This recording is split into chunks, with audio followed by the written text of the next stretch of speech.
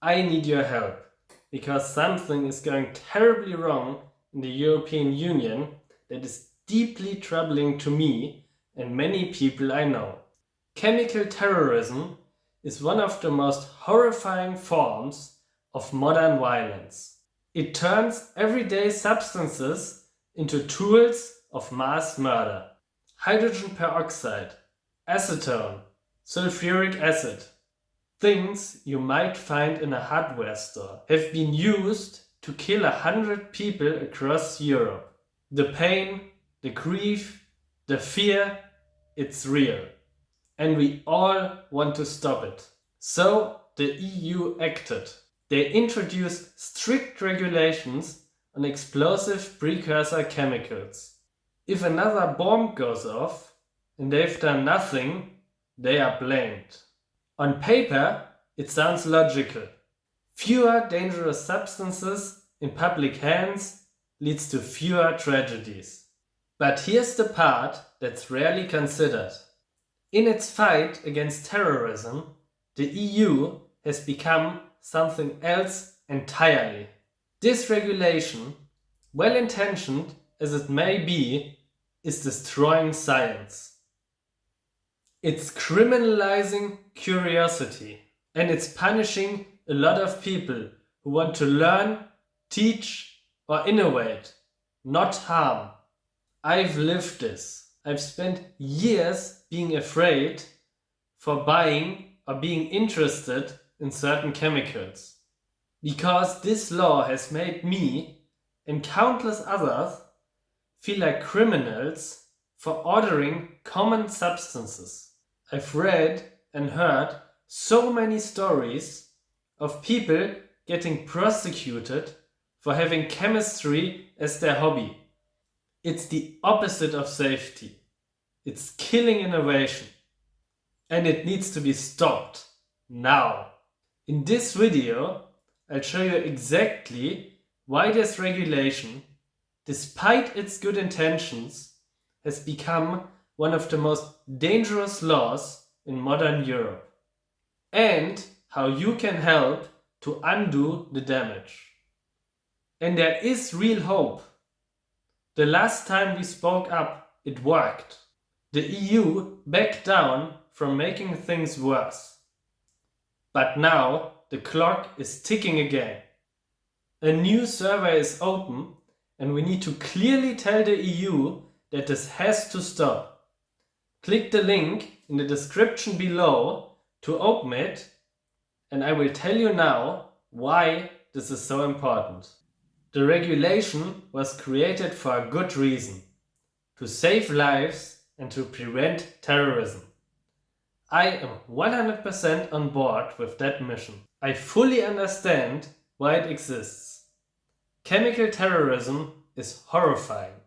In Paris, Brussels, Manchester, 100 people were killed using everyday substances: hydrogen peroxide, acetone, sulfuric acid.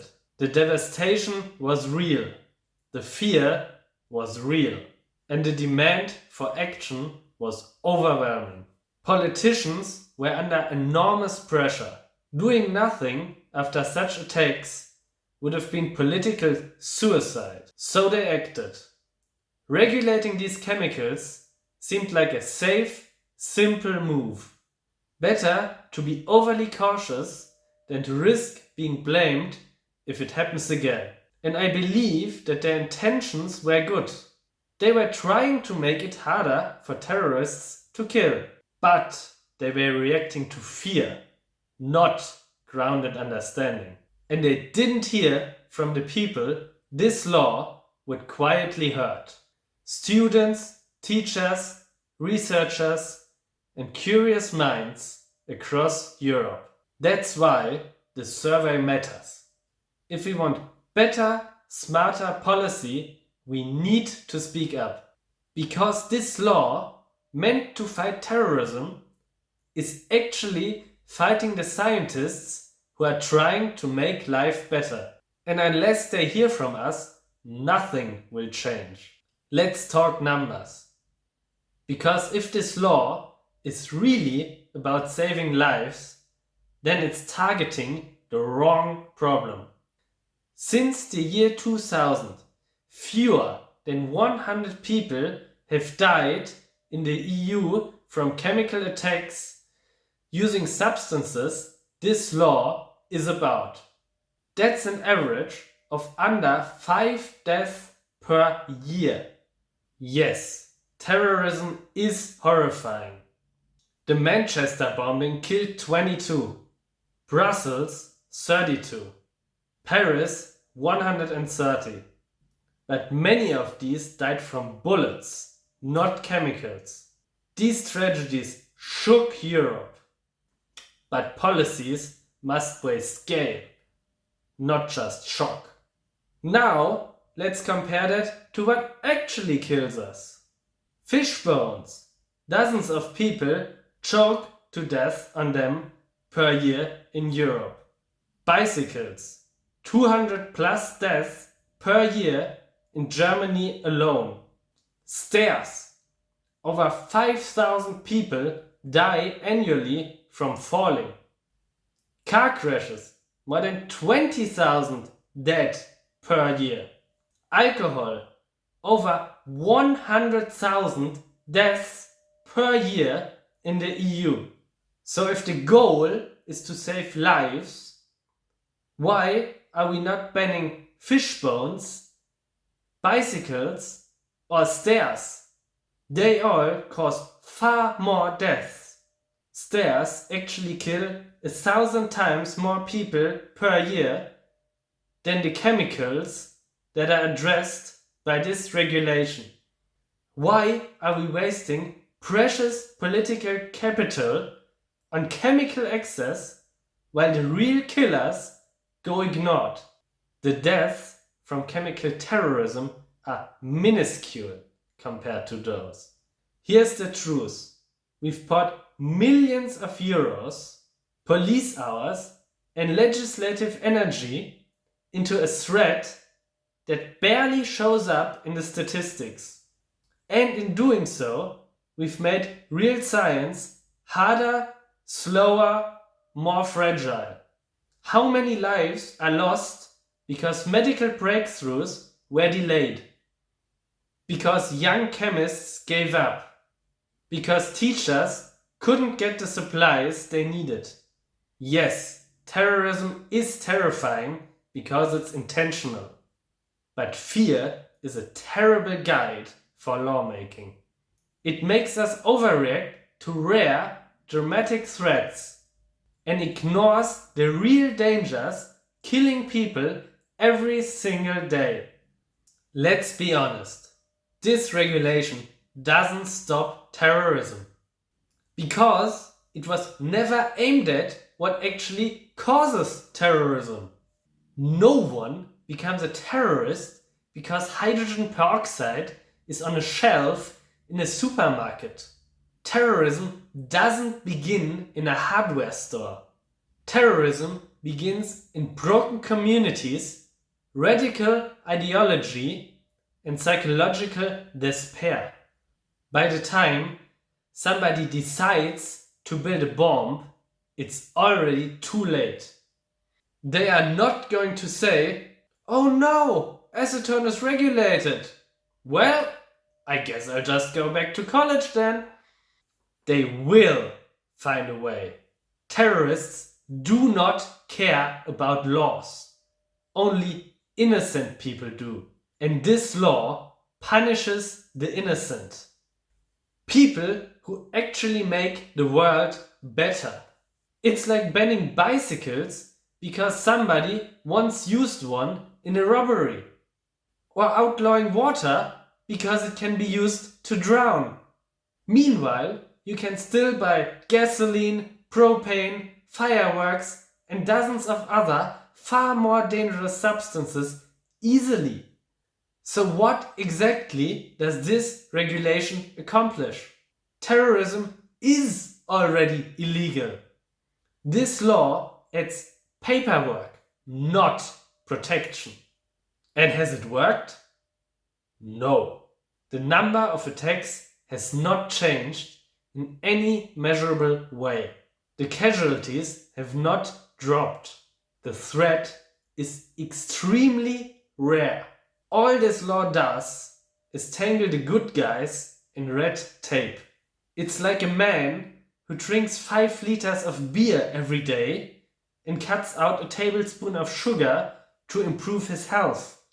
It makes no difference. It's completely delusional. Or like trying to empty an Olympic swimming pool with a teaspoon. Symbolic, ineffective, distracting.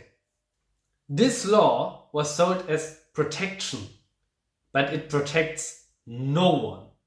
It's not making us safer. It's only hurting the very people who are trying to build a better future.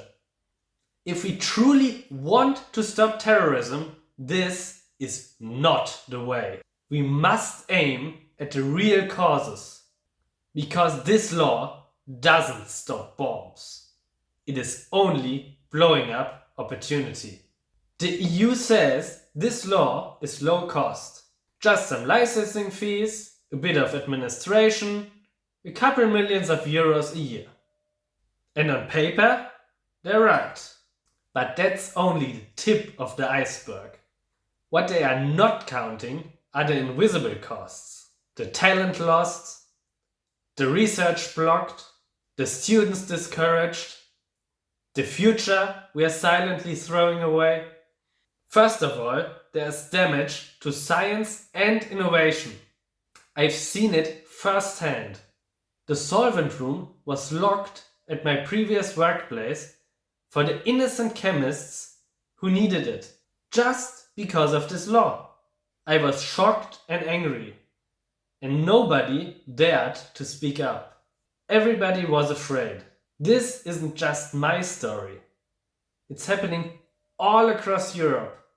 Projects delayed, experiments abandoned. All chemistry-related fields are suffering. Medication development, energy storage, rocketry, advanced materials, you name it, all made much more expensive through bureaucracy. We are treating tools like threats. Calling acetone an explosive precursor is like calling a hammer a skullcracker. Absurd, paranoid, anti-science. The second problem is psychological damage to the next generation. Young minds, curious, brilliant, full of potential, are being taught one thing: chemistry is dangerous, and you are a terrorist suspect. All the time, I read hobbyists discussing if they can order a chemical without having their homes raided. I know innocent people who were prosecuted because of such fear-mongering. Police in their home, chemicals seized just for placing an online order. Innocent, curious teenagers destroyed and broken by paranoia. This is not protection. It's trauma. We are teaching fear, not curiosity. Suspicion, not science.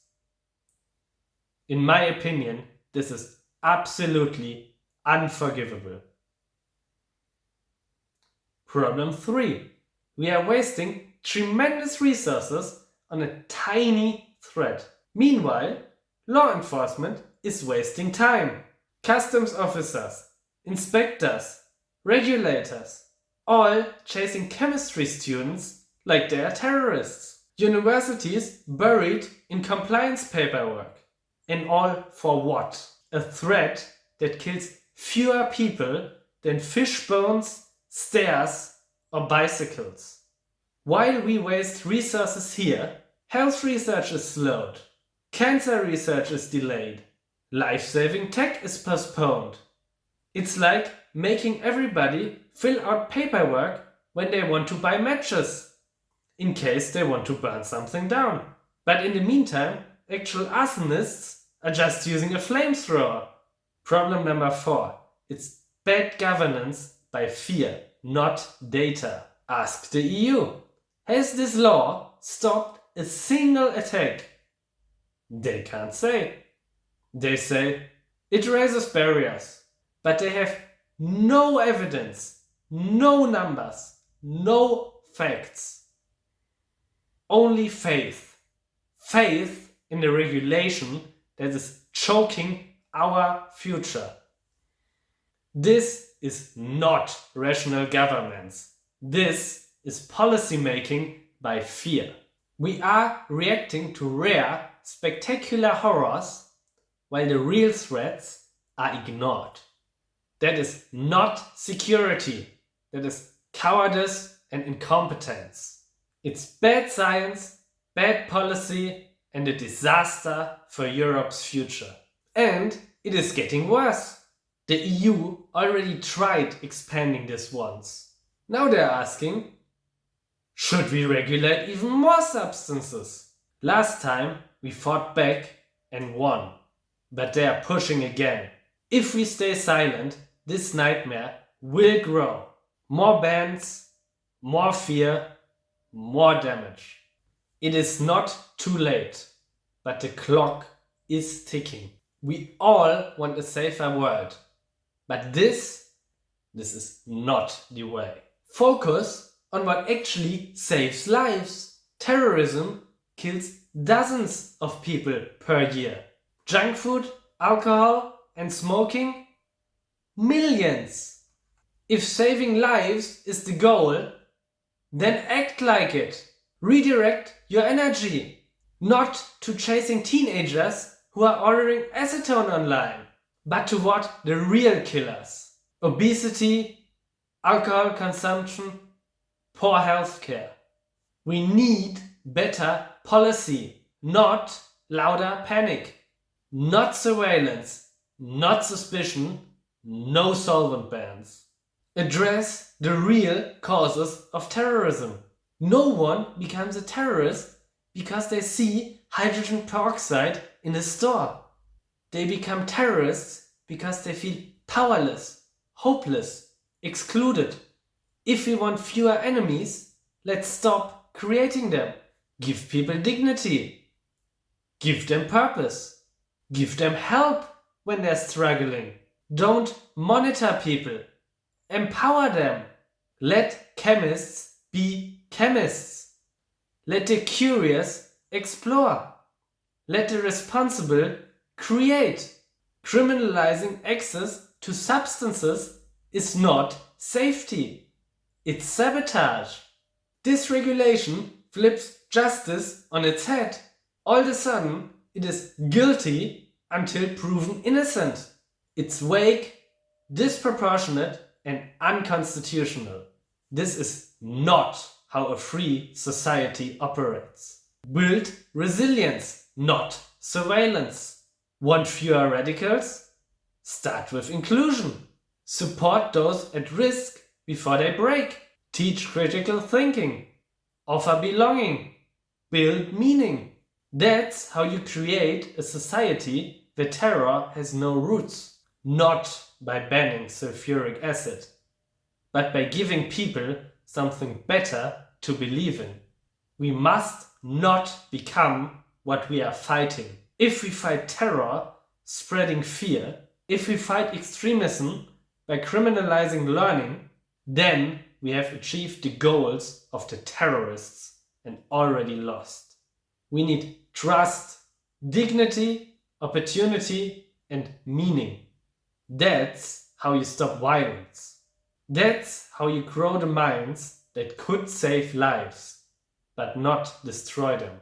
This law does not protect us. It betrays us. And it's time we do better. If you've made it this far, thank you. I hope you feel the urgency. I hope you see why this matters. Now here's the important thing. Fill out the official EU survey with the link in the description down below. It takes just around 20 minutes. And last time this law was about to be tightened, only 243 people across all Europe spoke up. 243 out of 450 million. So yes, your voice really does matter. Last time, the EU actually changed course based on that feedback. Public pressure worked, and we can do it again. If you're short on time, I'll also link a one-click petition. But please, if you can, take those extra few minutes to write your own words. If you agree with my points but feel overwhelmed, I'll also upload a sample response as a PDF. Just copy what you like, change what you want, and make it yours. This isn't just about chemicals. It's about the society that we want to live in. One that trusts thinkers or one that fears them. So let's speak up, but not with anger, but with clarity and hope. If you disagree with anything I've said, please tell me. I would love to hear your arguments. I would love to learn. This only gets better if we all think critically together. Please comment, please share, and above all, please take action. Because this time it counts. Okay, I really needed to get this off my chest. Thank you very much for listening. This was basically my free therapy session. Gute Besserung.